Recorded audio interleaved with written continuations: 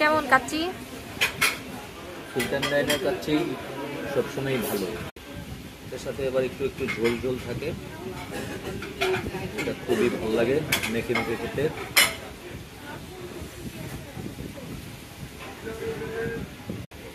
সাথে একটু লেবু নেব আর একটু স্কুইজ করবো।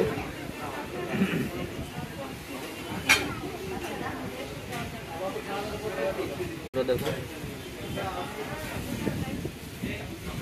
ভালোই, যদিও এটা পাতিলের তলার মাংস, এই যে লেগে গেছে, এটা নিয়ে অনেকে কমপ্লেন করে যে পোড়া মাংস দিচ্ছে।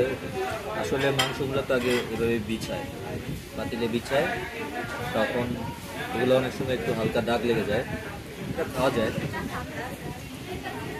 আমার কাছে অবশ্যই এটা মজা লাগে।